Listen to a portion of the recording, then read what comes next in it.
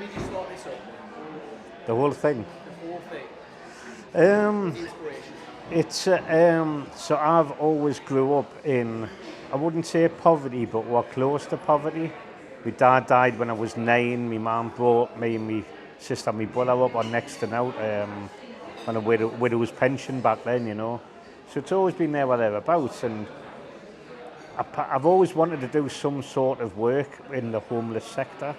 But I bumped into a lad in Newcastle, and he was only a young kid, 17, and it was raining, and he had no coat on, and I could see he stood out, you know. And I was parked pretty close to him, and I noticed when he walked away, I seen the bottom of his shoe, and his bottom of his shoe had had no sole on it. It was the inner sole. So I got a bit chatting with him, and he was like, "Oh, I'm homeless. I've got nowhere to go." And so I had a pair of maid trainers in the car that were better than his, so I gave him them, and it just preyed on my mind for a while. And I said, right, I'm going to actively try to do something here because it's just not right. And that's sort of how it grew. Started asking for blankets on Facebook and socials, and we got quite a lot of support really quickly. So I set up like a Facebook group called North East Homeless, and it just escalated from there. And then 2016, one of the people on the page was a solicitor, Sophia, and she got with charity status, and it's just grown. But I just wanted to. My personality is, if I'm going to do something, I'll do it properly. I'm not going to half do it, and I didn't want to half do it because that's letting people down. That you were there one minute and gone the next. So it was always a long-term plan to do it, and it's just gone bigger than I could ever think, you know. But there's a need for it, and that's what's every so often you think you're getting somewhere, and then something else comes and hit you. What were some of the pivotal moments in the charity sort of history? So getting charity status was one, because that was a big dilemma. It was a big. I always remember Emma saying you can either keep doing what you're doing, or you can make it a charity and take it bigger. And I had to think about it for a couple of days, and I was like, no, I want to make a charity. I want to do it, you know. I don't want to be just a little group that half does it, you know. I always say it's about, if you've got a wound on your arm, you either rip the plaster off and fix it, or you keep putting another plaster on it, and I want to rip it off and fix it, you know. So we're at the hub today. When did you get this, and can you tell us a little bit more about what the history of this premises then? So it was a while back. I'd sort of, me and my wife Emma were keeping all the donations and that at home, and it was getting a bit unbearable. You would open a cupboard for it, get your breakfast stuff out, and you'd be hit with sanitary towels and that, and it's like, what are all these? And it just got to breaking point a bit, and then we stumbled across, we wanted some premises but to use just for storage. So we found this place, North Shields, and it was like we'll get that, but then even then it was £1,000 a month to rent. And I was like, where are we going to get that money from? And just with time, it's grown, and now we bought the building, and I wanted it to do more than just have storage. So we turned it into it grew from a little one kettle to a coffee shop to a community base, you know. And I wanted people to realise where the money went. Knowing that if you buy something here, the money's going back into the charity support. We're being able to go out and do outreach work and look for these kids and people that are in doorways that fell through the net, you know. So this hub in essence is basically helping fundraise for the outreach and other services that you offer. Yeah, and it's like we've bought upstairs, so we're going to turn that into offices because I want to be sustainable. I don't want to keep relying on grants and that because there's so many people fighting for the same grants, and it goes back to the political side of it.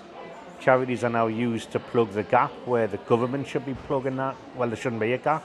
So the North East Homeless ethos, I guess, is to challenge. It's always to challenge, and not just be keeping people in the same place by us keeping them there, you know.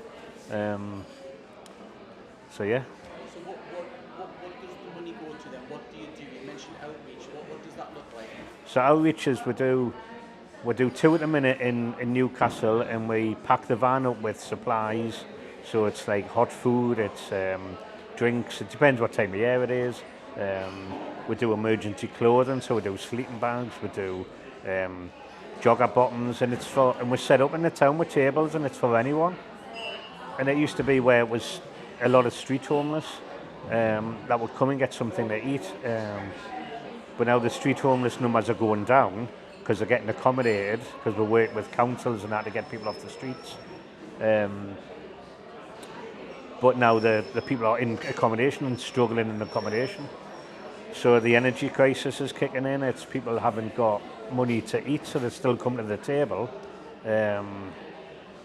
And it's just, and we put the money into that type of work, you know.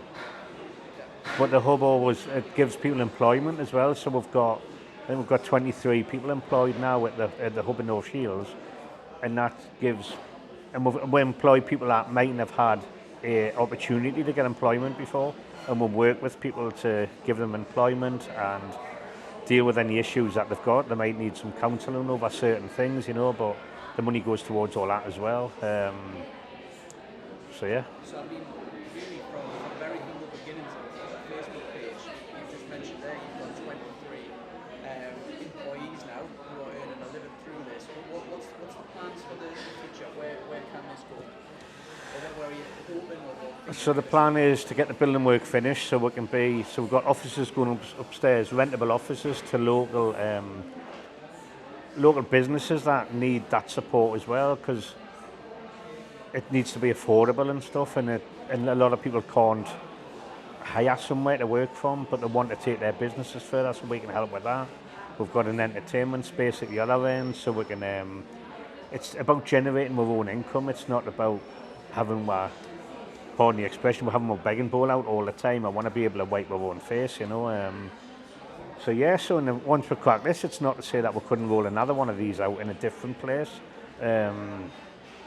But I don't want to run before I can walk. I want to make sure I would do it right and grow quickly, not quickly but smartly. Because I don't want to set something up that fails and then I've got to go away with my tail between my legs because I've done it wrong, you know. So really it's about making it sustainable and then growing sensibly. Yeah. Okay, so the next section I'm mentioning about like fundraising and stuff. So one of the things obviously when I've looked at social media, you'll see the occasional comment from a small percentage of people who are saying, well, most people are just drunks, alcoholics, all that sort of stuff. Yeah. You've got your feet on the ground, you're doing outreach. What are the average service users and how diverse are they? And this is a stigma that I'm trying to change, because it is, if people think that people are, the most things I get told are people are just, if they stop drinking, they would be able to sort themselves out. And I'm like, but how do we get people to stop drinking? Or I get a lot of it, well, how do you know if they're genuinely homeless or they genuinely struggle? Because we're out every week, we're open every day, 7 days a week. We talk to people, we find out people's history, we try to help them with where they've gone wrong. And so it's like, I get into lots of debates, and what I don't do is I don't just come out and go, I do this.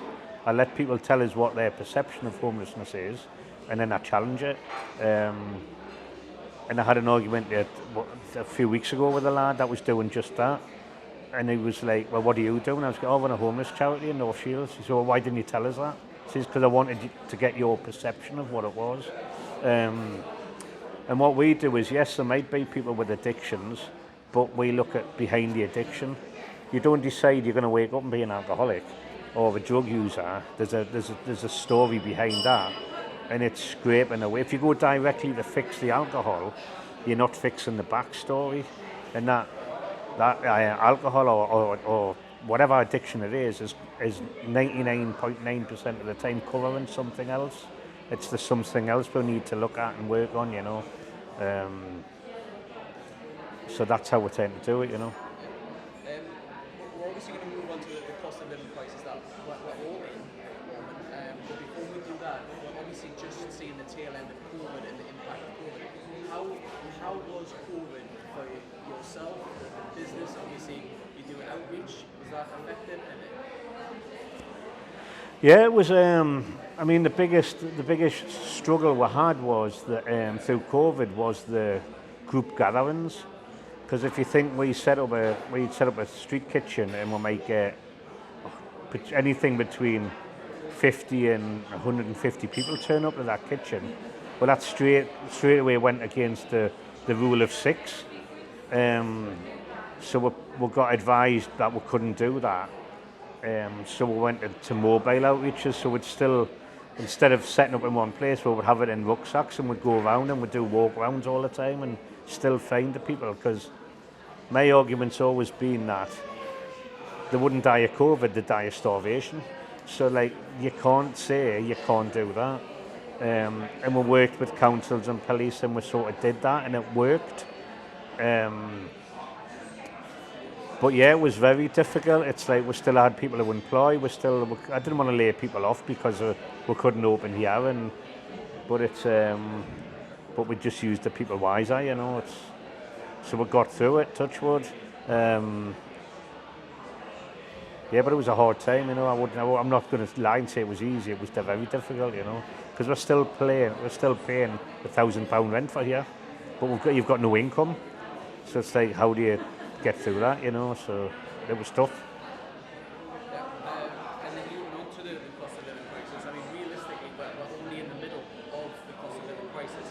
I seen a stat on your social media. It said outreach demand has risen about 63%. What does that look in real time?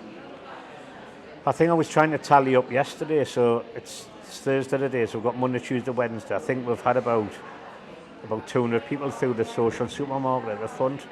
And what's noticeable is it's families. We're getting families with kids coming in. So the social supermarket at the front isn't set up like a food bank, it's set up like a shop, because through the veins of North East homeless, it's about dignity and respect. So it's like, I want to make it look so it's a shop, so the kids, when they come in with it, don't realise they're going to a food bank. Because even that conversation of you sitting down with your child and saying, right, we've got to go to the food bank, how does the Ben feel on that? So we'll have a dignity till, which you saw, it's not plugged in. If we get someone coming in with a small child, we'll just pretend to ring something in and go, that's that. And so the kid goes away and thinks, oh, I've been to the shop with me mum. We don't have to put labels on stuff. So yeah, we're seeing a massive uplift in families coming in. Shortfalls, so it might be that someone can't work because of whatever circumstance, and the next gyro, or what I call it gyro still, but the next benefits that come through is 2 weeks' time. And the fear on people's faces of how am I going to get through 2 weeks? So we'll do support, we'll give them some food and that, but we'll look at why the gap's 2 weeks' time and how they can do some budgeting. And budgeting's massive now because people have the light switched on of how am I going to make this money stretch. If you don't know, you don't know, but we'll help with our support team to help people to budget a bit better and a bit wiser and a bit. And obviously the cost of living is expected to go. I've seen in a recent interview that you did yourself that morale is low right now. Can you elaborate more on that? Well, it's just like with staff always, so now when my staff come in every morning, we always give each other a cuddle and that, and we talk about stuff and we talk about how we can, the signs and things to look for in people. Because people might walk in and it might be just, they might come in because they haven't got enough food. But when we talk to them and find out, it might be other reasons why. But it's just trying to keep the spirits going, and we don't have negativity in here. It's like, hopefully the reason people are coming in is very short term. But if we can help them with a plan and to move forward, we'll do it on there. It's not how fast we want to fix it, it's how fast them need to fix it, you know. Prices are only expected to rise dramatically, whatever report you look at. What is that likely to mean for the charity and the North East in general? So my issue is we filled the shop on Monday and it's empty again today.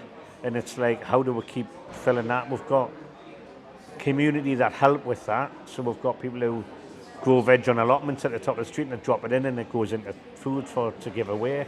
But it's fundraising as well. We need to keep fundraising. We need to keep looking at let's not always go to that shop because we've always done it. We need to look at going to different places. We might get our milk from somewhere different, and we get the meat. It's and that's the thing with outreach food as well. I want it to be home cooked food. I want it to be nice food.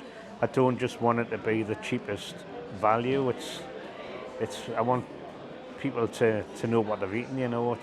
We don't write dates on tins, which a lot of food banks do, but then because the embarrassment the family has when every time they open the cupboard to get a tin out, it's got a date written on it. They know they're getting reminded all the time, so we don't do that.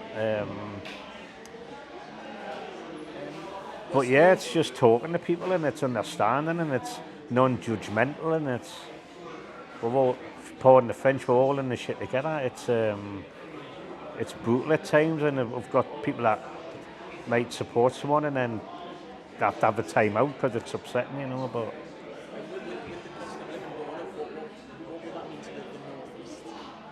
Well, it was already tough. It's like I say this all the time.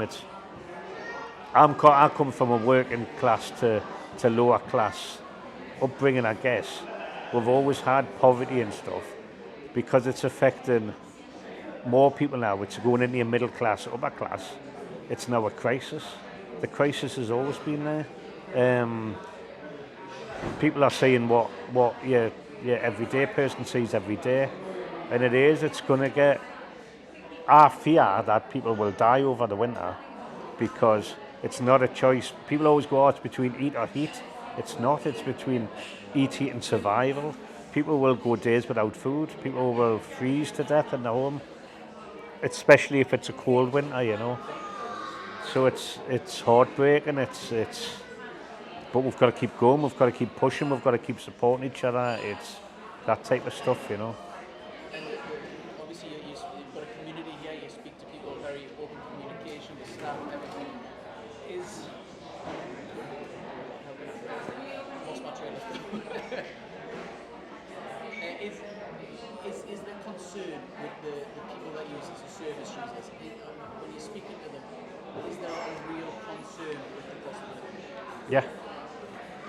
A lot of people that we work with are in support accommodation, but then they'll come here for support. So then we'll challenge the supported places that get paid off the government to support people. And if it means that we've got to put a safeguard in, we will. Because in my eyes, they're getting support. Why aren't they getting the right support? And we'll challenge, and because I'm not bothered about who it is. I'm not bothered how big the company is. I'm looking at the individual that's in front of us crying her eyes out. That's the person I want to help. And if it means that we challenge and go back to their support network to say this is wrong, so be it, But North East specific, do you think that North East gets enough support from the government? Of course it doesn't. It doesn't get hot. We've got to get away from this like north and south divide type thing, and it's apparent. We got some levelling up money off Boris in the last round of stuff, but there was only us in another place in the northeast. There's nowhere else in the northeast. That's criminal. It's like, we can't just pump all the money into down south. That's why Northeast Homeless was started as well, because I wanted to look after the north, and it's not territorial. It's just, I see it every day. I see poverty every day, and we're picking broken people up every day, and it's just wrong. And then when you look at all the services, you look at the mental health issues. There's no money in that. There's no but then the government will find £1 billion to put into this, and I'm like, well, where you got that from? And it's just, like I say, it's challenging again, And obviously, we're waiting to see who the next Prime Minister is. If you had a message to whoever it is who comes into the office, what would your message be to them? But it's like, it's different. It would be different messages. It's like, I still, for the life of us, don't understand why they're not acting now. Yes, I know Boris Johnson's on his way out and a new person's coming in, but you can't blame that to do nothing. And it's been going on for weeks and months, and people are starving, and it's just, it doesn't make any sense. So they need to pull that finger out, if I'm honest, and look at look at what's happening right in front of them. And like I say, there will be people dying and there will be people struggling, and work with her. It's like, I'm not saying we've got all the answers, but come in and speak to her, and we can. The voluntary sector is very much looked down on still, and I say this all the time. It's like charities shouldn't be put on as much as what they put on, but if the government's using the charities, they need to support the charities. Look at ourselves, look at that. Look at what they're paying ourselves, and look at what the rest of the countries. It's like we shouldn't be striking in 2022. We shouldn't be striking. But then you cannot just play hardball. The government can't play hardball. They need to look at it more, and they need to look more in depth and stop turning away when there's an issue. And I don't know. One of the big events that you do every year is Christmas Eve. Yeah. You're kind of known for opening Newcastle Central Station up. Yeah. Invite as many people in as possible who need your service. What is the plan this year? It's that. It's I keep saying it. It's bigger, better, stronger. It's what I've already been in touch with LNAR, and they're happy to do it again. It's going to be more. It's going to be more support. It's going to be more. And the reason why we're doing it in the central station is because I don't want it pushed away under the carpet somewhere out the side, down the back alleyway somewhere. No, we'll do it right in the middle of where we can do it. And like I say, it's for anyone who's struggling, and it might be their first contact with North East Homeless. And it's so it's more. It's taking over more of the station. It's taking over having more meals. We're going to need it. So it's bigger, and it's better, and it's stronger, and it's. Last year was great, but it still have a bit of COVID overflow from it. And it's given people that hope, I guess, and it's given people we're all in it together, It's I'm looking forward to it. It's just parking the madness for just a little bit while people can come together and look after each other, Yeah, so for those who aren't familiar, Christmas Eve you open up the central station in the hope of giving everyone a warm Christmas meal. People that maybe aren't going to get a Christmas meal otherwise. What made you start that up, and what's the plans for it? It started a few years back. I was very conscious that a lot of places shut down over Christmas, and I can't get my head around that. And it's like we're open every day of the year. Even on Christmas Day, I'm running about delivering food parcels and stuff. And I didn't want to take. We rely so heavily on volunteers. I didn't want to take them away from their family on Christmas Day. So it was always like Christmas Eve was always the day that in my eyes, is hard for people if you've got nothing, because everyone's looking forward to Christmas Day. The trains go off early, the metros go off early, it's places shut early. But if you're out there on the street living, it's like, oh, how do you? That must be really, really hard. So we did the first meal outside on the blue carpet in Newcastle, but I did it as like a buffet, and it was I didn't have tables and chairs or nothing. I thought, well, people, you don't stand up, you don't sit on the floor eating your Christmas dinner. It didn't tie in with the dignity and respect thing again. So I wanted somewhere big that I know would be quiet, but could have taken a thought of Central Station straight away. It's iconic, everyone knows what it is, and with the trains being off, there's lots of the platform space. So I approached them and they were like, would love to do it, and it's just grown from then. And obviously with the crisis that we're going to go into, we're going to get more people wanting it. So we're going to do double the amount of meals we did last year. So we're aiming for 200 last year.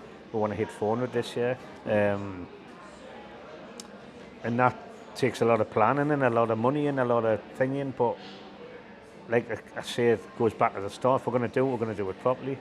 And loneliness is a massive thing. We deal with a lot of people that are just lonely. And some come and don't even want the dinner. They only came because they want to talk to people.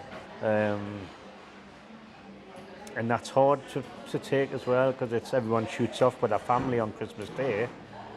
But if you haven't got anyone, it's a long day for people, you know. So, and we do support bags. So we get presents and we wrap them up, and we wrap them up individually. So one little bag might have 15 presents in, but it's and it's anything from lip balms to whatever, you know. But everyone should have a present on Christmas morning, you know. So it's going to be bigger and stronger, and we'll have the choir there again, and we'll have the full razzmatazz of the Christmas, you know, and it's, you know. Yeah, so where can people go to donate if they want to donate a warm meal this Christmas Eve or support? So it became apparent when we were doing the meals that we needed to do some fundraising off the back of it as well. And then we're seeing any offers and their beliefs and understanding of homelessness and stuff tallies in with what we do. So if anyone wants to donate, they can go straight to their website and look at their socials and that, and there's a link on there. But yeah, so that's us supporting another local independent business as well that wants to do good for the Northeast, and they just go hand in hand, you know. And you did mention the Dignity Till before. What was kind of, if we just touch on that a little bit more, we'll put a graphic over the top that kind of show it. What was the thinking behind that? So that was born because I was sitting in the hub we've got a food bank area at the front, but to get someone to come in and say, can I use your food bank, is quite a big deal. So I didn't want to use the term food bank, and I wanted to use the term social supermarket. So it's set out like a shop, but it's based on the fact if you've got no money, you can still come in and get stuff. But if you live on the corner and you want to buy your milk from here, you can do that as well. You know, you can just put some money in the honesty box, and it's not. And that part of the charity isn't to make money. It's like, and it never will be, and I don't want it to be. But then I watched a lady come in, and she had a young child, and they were in doing some shopping, and the little girl said something like, "Oh, I can't see the till. Where are you going to pay for it?" And then I thought, that little girl thinks it's a shop, not a food bank. So then I remember I had an old till up in the loft, and I pulled it down, dusted it off, and stuck it on the counter. I went, right, that's the Dignity Till. So anyone who does come in, and someone's with a young child, would just pretend to ring it in the till, and then we'll pretend to them to pass money over, and I'll pass money back, and the child leaves knowing that I've went into a shop and we've bought some food and we've gone home, and that kid never has to know that. And I got thinking it might be like 10, 15 years time where that at some point the man might tell the bairn that they struggled and that's what they did, and they came here, and it's talking about it in a dignified way rather than. And for food banks are brilliant, don't get us wrong, I'm not knocking food banks, but I want people to come in and pick stuff they want. So we'll get a bag and we'll work together and we'll pick stuff, and it's not just a bag of chickpeas and lentils, it's putting the dignity side into it, you know, and that's what the Dignity Till is about. And it just got shared on socials and it went berserk, and it was, but it was good because it was spreading. I hope there's Dignity Tills in every food bank, and just because we need to look at how we deal with people's respect and how, and then it'll encourage more people to come in when they know it's just a shop. So Sam Fender, obviously a North East lad, a celebrity. He's a patron for the charity. Can you tell us a little bit about how he got involved in the relationship? So that started through COVID, really. So remember, the basis of North East Homeless is to support local. Now I know Sam's like a mega star now and everything, but he's still a local lad who couldn't work because COVID wouldn't let him do gigs. So that affected Sam as well, and Sam's local in North Shields and that. And I think he came in one day and we had a bit chat, and he was like, "What's all this about?" And it sort of grew from there to the fact where Sam's like I say, he's a patron, and he knows what we're doing. He knows what we're trying to do, and it's just exploded for him. And so he used to come in and he used to practice on the piano, and we don't see him as Sam Fender, as superstar. We see it as Sam Fender. He's just a bloke, and it's like, and that helps Sam with his mental health and stuff like that. And And I was talking to him recently, and it was like, do you ever get time to be Sam? And he's like, no one ever asks us that. And it's like, it's a different level of, but it's still the same. If we go back on what we do, it's still the same ethos, I guess. He's a bloke who struggles with making a living in that as well, you know. And so we just use the same thing with Sam, and he can come in and get a cuppa, he gets to play on the piano or whatever. And it's just it's obviously on a bigger scale, you know. And then he just loved what we're doing. I thought, you know what it is? I love him to be a parent. I'd love him to be connected somewhere. And I wrote him a letter, and I didn't want to just take my friendship as granted that he would do it. And I put like why I'd like him to do it, and he jumped at the chance. He was like over the moon, and he's like, of course I will, Ants. And then when we ran a campaign to get, I think 2 Christmases ago, we ran a campaign to get all the local authority phone numbers, free phone numbers, because if you were homeless and you needed a phone for help, they were charging you up to 50 pence a minute. But I've gotten out. I haven't even got a phone. How do I phone that up? So we ran a campaign to get all the 7 councils we deal with predominantly to get them the free phone, and we just couldn't get 2 over the line. And Sam was like, right, I'm going to do that. I'm going to get these over the line. And within 24 hours of Sam asking, they got turned to free phone numbers.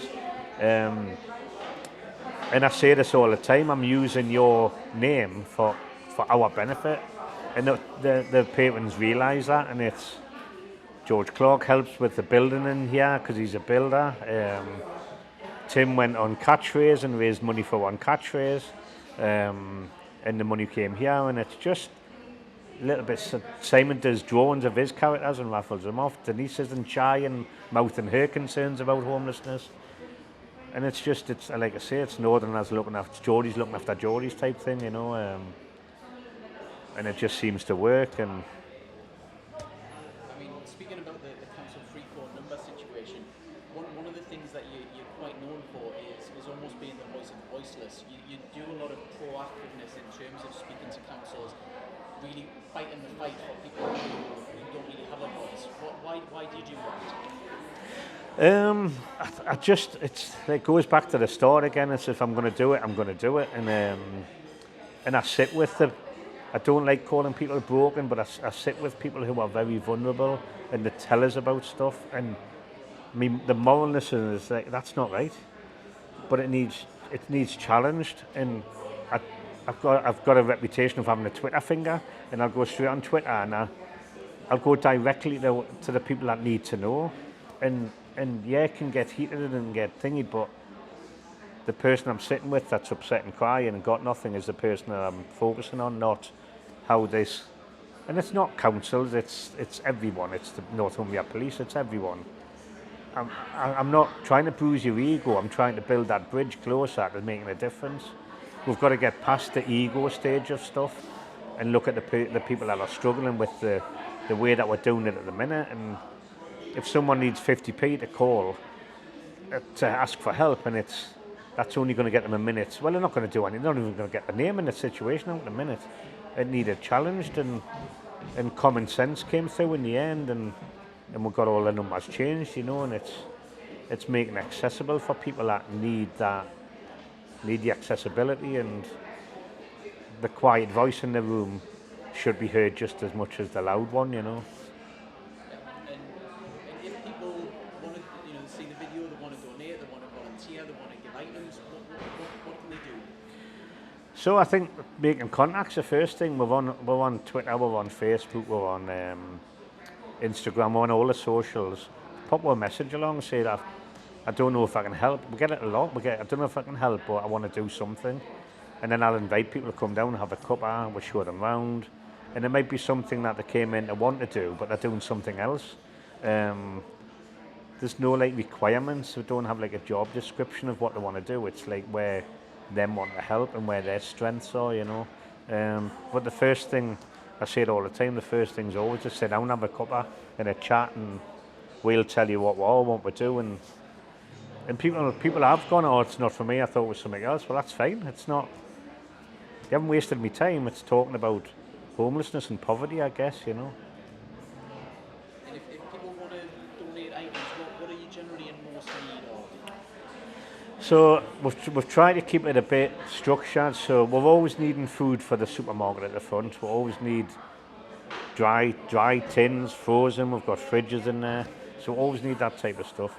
But then we need like stuff like sleeping bags. We give sleeping bags out on the because it's an immediate fix. Rucksacks. People have got to carry their belongings around with them. But we need like emergency clothing. So we need some. The worst case, someone turns up and they're soaking wet and freezing. How can I warm them up quickly? So we do hoodies, sweatshirts, joggers, trainers, and then we do the dignified stuff of like underwear and like the joggers and that. We can take donations of second-hand ones or whatever, but we'll always have brand new underwear and stuff because to gain the dignity and respect of what we do is that falls into that, you know. But yeah, I mean everything's on my socials, so if people are unsure, have a look on there, you know. when having a look around, we noticed there was a shoe in a box. What's that about? So that's the it's I call it my go-to. It's the lad that I first helped when I wanted to do support, and I've seen on the streets, and he had a holy shoe, and I went to my car and I had some spare shoes, so spare trainers, and I gave him them. I sort of got his old ones and chucked them in the car. But all the way through North East Homeless, this shoe keeps popping up. And it's me sort of like, when it's really hard and I feel like I'm getting nowhere and I feel like packing in, I look at this shoe and I see this shoe and I think, no, that's why you're doing it. That's why we keep pushing. That's why we keep questioning, we keep challenging. And someone bought a case for it and it sits at the front of the hub, and it's just a bit of, it's part of us, it's part of the family of here. And the kid probably doesn't even know I've still got his shoe, but he made that much of a mark on his. I wanted to keep it, and it's you'll see it at the front. So everyone that comes in, they'll go, what's that shoe doing in there? And it gets with talking, and it opens up about why North East Homeless is here and why we challenge and we do what we do, you know. But yeah, it's important part, you know. Yeah, well, Brian, thank you very much for your time. We'll put all the links for everyone below if they want to donate, if they're looking for more information. Other than that, thank you very much for your time. No, you're welcome. Thank you very much. Firstly, how did you come across this place? So my friend Earl, who is a lifelong friend of mine, he works here. He got hired here. And excuse me. Yeah. So my friend Earl, he is a lifelong friend, and he was a homeless support worker here, but he now works in the kitchen. And yeah, I sort of heard of it anyway. But once he started working here, I came down to check it out, and now I live nearby, so I come down regularly. Yeah. Yeah. Perfect. What do you think of this place and the charity? As in, what do you mean? What do I think of this place? The hub here. Do you use it regularly? What does So it mean to you? What is the charity? yeah. So do you know what? I come down here because of the fact that I was homeless for so long. So I know that my money's going to the right places. I know that, like, by spending my money here, I'm sort of helping people indirectly. But on top of that, there's been a couple of occasions. I've just come out of the forces, like I said. I'm in the process of setting something up in Newcastle. I haven't been paid for a while. There's been a couple of occasions where I've sort of messaged Brian. Because of my past, I'm not ashamed to ask for help. I've messaged Brian and they've fed me. Do you know what I mean? They've come down and they've said, come down and get some food for free, which I've needed. Do you know what I mean? So it's a really special place, this. It really is. What would it mean if this place wasn't around? Would that mean any difference to you? I'm like I said, I'm doing all right in life. Do you know what I mean? But I know what places like this do for the community. I know the fact that they've got that sort of shop front out there. I've used places like that myself, so I know how vital they are.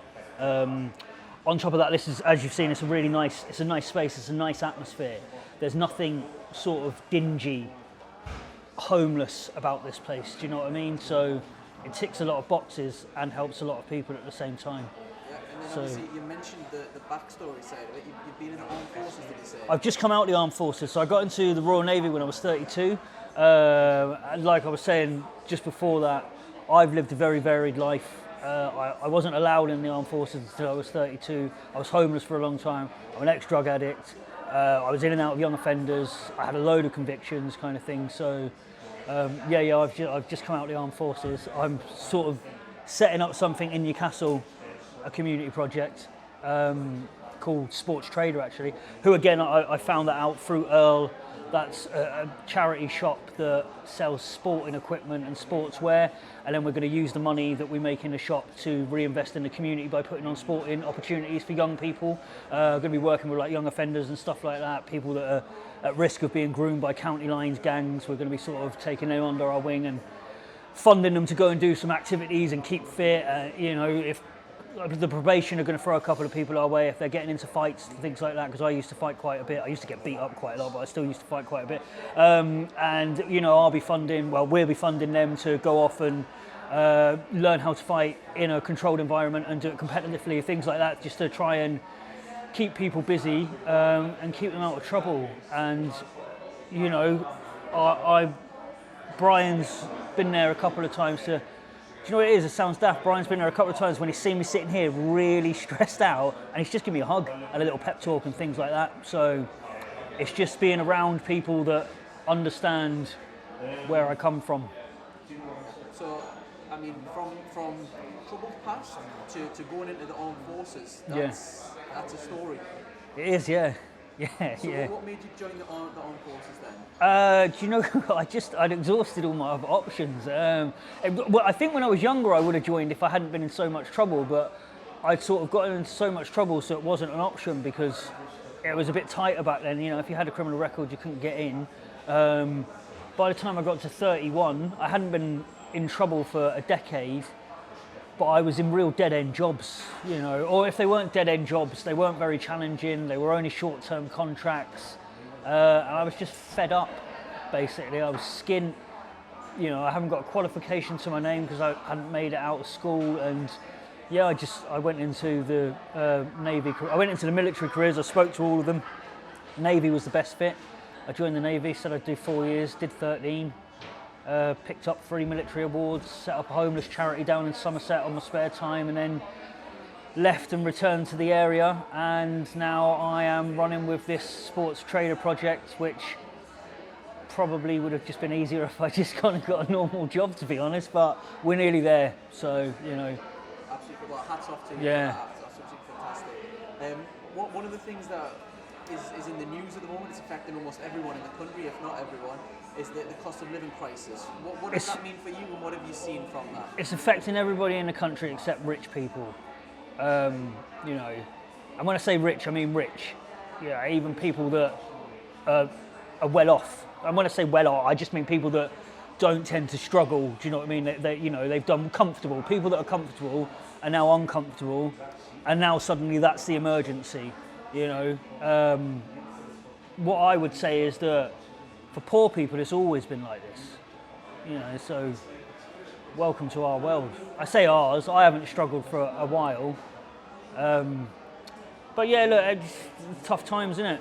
It's tough times. This is what happens when you just get generation after generation of governments that are only interested in greed. Do you know what I mean? Satisfying the rich. You get me banging on now, but you know, yeah. Look, it's going to be a rough few years by the looks of things, and I don't know. We've all got to start helping each other out a little bit more.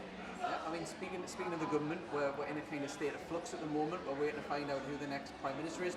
Do you have a preference? And whoever it is, do you have a message for the government and the Prime Minister? I couldn't care less. Just, I've got absolutely no doubt whatsoever that it won't make any difference to my life. You know, the worst years of my life were spent under a Labour government, and then even though these aren't the worst years of my life under the Tory government, the country over the last 12 years has just progressively got worse and worse, and it's because all the government are interested in is keeping big corporations happy so that they get their funding, or you know, they've got their contracts that they can dish out to their mates and things like that. And I think that I think that everybody's sort of cottoned onto it now. Even, you know, I've got a lot of friends on both sides of the political spectrum, and all of my friends that are conservatives hate this government. You know, so for me, I think it's sort of coming to a head where everybody's realising that it's not about conservative values, it's not about sort of Labour's values. We're 12 years into pure greed now, and everything's starting to fall apart. So, you know, look, everybody's got to start looking after each other a little bit, helping each other out, helping people try and help themselves. That's a big thing for me.